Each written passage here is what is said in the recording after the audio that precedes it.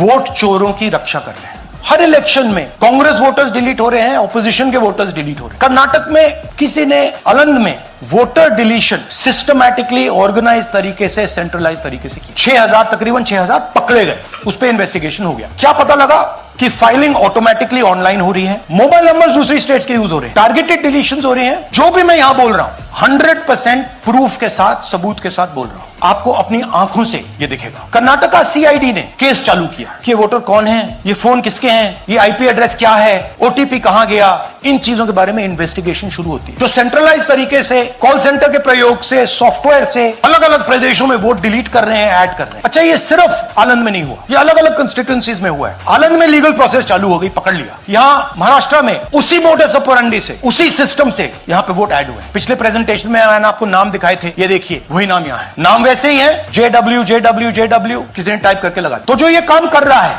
ये उत्तर प्रदेश में, हरियाणा में, बिहार में, कर्नाटक में, महाराष्ट्र में वही कर रहा है। तो हमारी डिमांड है, ज्ञानेश कुमार जी, आप अपना काम कीजिए। आपने ओथ लिया है, आप हिंदुस्तान के चीफ इलेक्शन कमिश्नर हैं। आपसे कर्नाटक की सीआईडी सबूत मांग रही है। आप कर्नाटक की सीआईडी को ये सबूत 1 सप्ताह के अंदर दे दीजिए, नहीं तो पूरा हिंदुस्तान के सारे युवा इस बात को एक्सेप्ट करेंगे कि आप वोट चोरों की आप मदद कर रहे हो।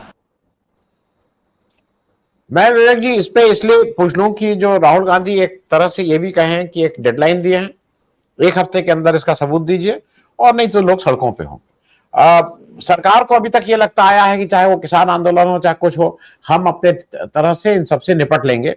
मुझे नहीं लगता है कि इस बार वो निपटना इतना आसान रहेगा, क्योंकि अगर लोगों के मन में एक बात धीरे धीरे घर करती जा रही है कि हमारा वोट ही हमसे छीन लिया जा रहा है, तो शायद वो मुश्किल होगा। मैं दर्शकों को एक चीज और बता दूं, दुनिया में हमारी मतलब हम अकेले एक ऐसे देश हैं जहां पे हम 99% जो वोट देने के लिए जो लोग पात्र हैं, people who are eligible to vote, उसका 99% हमारे यहाँ वोटर थे अभी एसआईआर से पहले तक।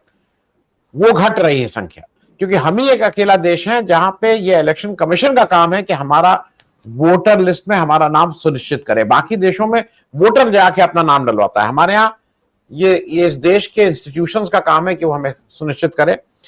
मैं विवेक जी, जो राहुल गांधी जिस हाइड्रोजन बम की बात कर रहे हैं, मुझे ऐसा लगता है कि उनके पास पुख्ता सबूत हैं और उसमें बड़े नाम, बड़ी चीजें आने वाली हैं, इसलिए वो बार बार उसको हाइड्रोजन बम को कह रहे हैं कि अभी और तैयारी हो जाए और तैयारी हो जाए। विवेक जी, इस पूरे उस पे आपका वो कि कैसे अब आगे रास्ता क्या है? जी, आगे का रास्ता जो है उस पे चर्चा करने से पहले राहुल गांधी ने जो कहा, उस पर थोड़ी चर्चा उस पर हो जाएगी। उन्होंने जो भी सबूत वगैरह दी, जो भी फैक्ट्स उन्होंने सामने रखे हैं, पिछली बार भी रखे, अब की बार भी रखे हैं, और वो कई मायनों में बहुत संगीन तरह की जुर्म है अगर वो एक्चुअली हुए हैं, ग्राउंड पर किसी ने किए हैं।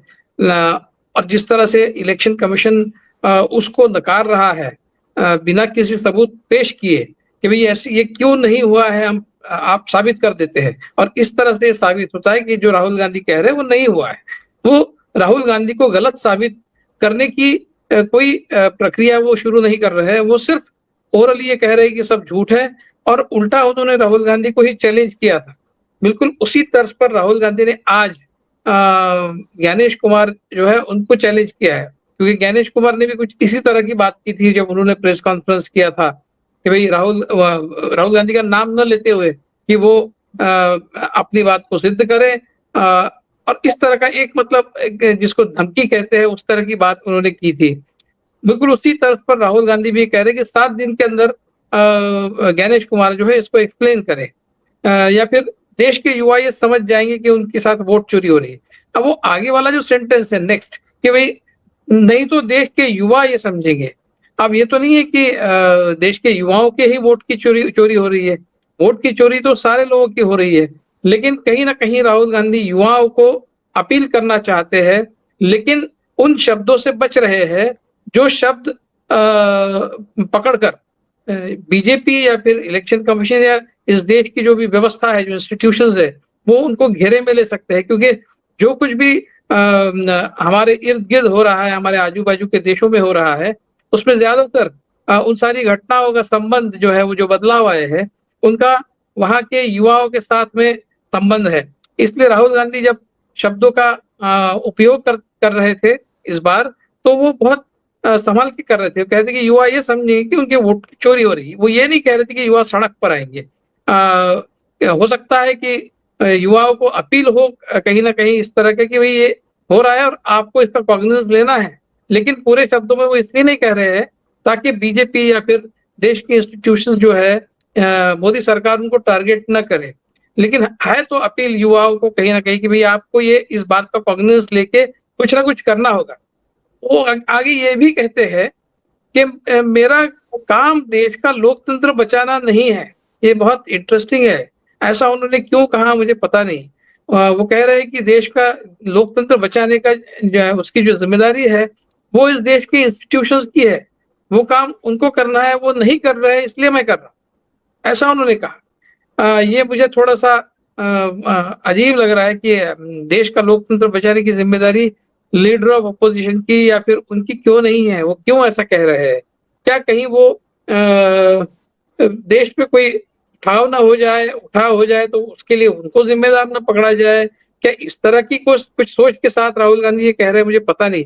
लेकिन ये उनका जो वाक्य है थोड़ा-सा समझने के लिए मुश्किल है। लेकिन उसके पीछे कुछ योजना तो है। वो क्यों ऐसा कह रहे हैं कि लोकतंत्र बचाने की मेरी ज़िम्मेदारी नहीं है? ऐसा वो क्यों कह रहे हैं?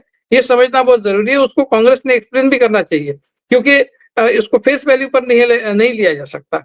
तो ये जहाँ तक राहुल गांधी का प्रेस कॉन्फ्रेंस है, उसके बारे में मुझे जो कहना था वो ये था। लेकिन आगे क्या होने वाला है?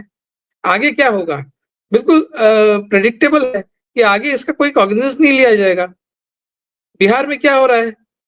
बिहार में इतना सब विरोध होने के बावजूद और वो सारे इतना गड़बड़ियाँ स्पष्ट रूप से सामने आने के बावजूद भी इलेक्शन कमीशन क्या कर रहा है? कुछ नहीं कर रहा है। वो कुछ नहीं करेगा, क्योंकि अगर कुछ करना होता, कुछ सुधार करने होते तो पहले तो वो ये करते ही नहीं। एसआईआर करा ही इसलिए जा रहा है कि उसमें कुछ गड़बड़ियाँ हो। इस तरह का अभी निष्कर्ष निकाला जा सकता है। वरना अगर इसमें एसआईआर में जो भी गड़बड़ियाँ सामने लाई जा रही है, आपके कॉग्निजेंस में लाई जा रही है, आप उसका कुछ निराकरण करते, आप उसको सुधारने की कोशिश करते। क्या किया है? इतने दिनों में जो बिहार में जो गड़बड़ियाँ सामने लाई गई है, बताई गई है उनको, उसका उन्होंने क्या निराकरण किया है? उसको कितना सुधार किया है? कुछ नहीं कर रहे हो। उसी तरह से राहुल गांधी ने कर्नाटक के महादेवपुरा के बारे में जो प्रेस कॉन्फ्रेंस ली, उसको किस तरह से डिसमिसिव तरीके से ज्ञानेश कुमार ने ट्रीट किया, हमने देखा। आज जो हुआ है, वो तो जो महादेवपुरा में हुआ है, उससे ज़्यादा क्लियर है, उससे ज़्यादा संगीन है। क्योंकि अगर कहीं बाहर राज्य से, दूसरे राज्य से किसी और राज्य के वोटर लिस्ट को मैनिपुलेट किया जा रहा है, उसके आईपी एड्रेसेस कहीं बाहर है और तहकीकात में ये सारे तथ्य सामने आए हैं, एस्टेब्लिश हुए हैं, फिर तो बिल्कुल दायित्व बनता ही है इलेक्शन कमीशन का कि वो इसका कॉग्निजेंस लेके तुरंत कुछ करे। लेकिन इलेक्शन कमीशन का आज जो स्टेटमेंट उसके ऊपर आया है, वो भी उसी तरह से डिसमिसिव है जिस तरह से ज्ञानेश कुमार के प्रेस कॉन्फ्रेंस में उन्होंने कहा था। तो वो इसलिए है क्योंकि उनको शायद पता है, इलेक्शन कमीशन को पता है क्या हो रहा है। और अगर वो ईमानदारी से ये बात सामने रखे तो वो खुद ही एक्सपोज हो जाएंगे। वो तो पूरा जो दारोमदार है, उसकी जो जिम्मेदारी है वो उनके ऊपर है और अल्टीमेटली कल्पेबल वो है। तो वो अपने आप को बचाने की ही कोशिश करेंगे, ये स्पष्ट है। वो कहीं से भी वो इसकी तहकीकात करके वो तथ्य सामने लाएंगे और कहेंगे कि हाँ हाँ, धन्यवाद राहुल गांधी जी, आपने बहुत बड़ा काम किया। ऐसा तो नहीं होगा। तो मुझे इलेक्शन कमीशन से कोई वो ज्यादा उम्मीद नहीं है, कुछ नहीं होगा। और जहां तक सुप्रीम कोर्ट का सवाल है, सुप्रीम कोर्ट से तो कोई अपेक्षा नहीं की जा सकती। जिस तरह से वंतारा का निर्णय आया है सुप्रीम कोर्ट का, वो बहुत आश्चर्यजनक, खेदजनक भी है। भी आप एक कमेटी एस्टेब्लिश करते हैं और सुओ मोटो कॉग्निजेंस लेते हैं अंबानी के केस का। वहीं से थोड़ा-सा डाउट मेरे मन में आया था कि भई सुओ मोटो भई एनवायरनमेंट के कंसर्न्स इतनी जगह है, सरिस्का से लेके हर जगह है। केन बेटवा रिवर लिंकिंग तक हर जगह उत्तराखंड में जो 4 धाम के, आपने सुओ मोटो कॉग्निजेंस किसी चीज़ का नहीं लिया। वंतारा का आपने सुओ मोटो कॉग्निजेंस लिया, इसलिए मैं उसको रेट्रोस्पेक्टिवली देखता हूँ। जब प्रधानमंत्री वहाँ ये विवादों के घेरे में ये पूरा प्रोजेक्ट रहा, तब प्रधानमंत्री वहाँ जाते हैं। किसी भी प्रधानमंत्री को ये नहीं करना चाहिए। ठीक है, प्रधानमंत्री का अपना मत होगा कि इसमें कुछ गलत नहीं हुआ है, लेकिन अगर इस तरह की रिपोर्ट्स इंटरनेशनल मीडिया में भी आया है, हमारे मीडिया में भी आया है और उसमें पॉइंट आउट किया गया है कहाँ-कहाँ गड़बड़ियाँ हुई है। तो आप प्रधानमंत्री आप नहीं जा सकते वहाँ, आपने नहीं जाना चाहिए जब तक ये क्लियर ना हो जाए कि वहाँ कुछ गड़बड़ी हुई या नहीं है। लेकिन आप गए जानवरों के साथ में आपने फोटो खिंचवाया जो किसी भी वाइल्ड लाइफ के नॉर्म्स के अगेंस्ट है, वो आपने किया।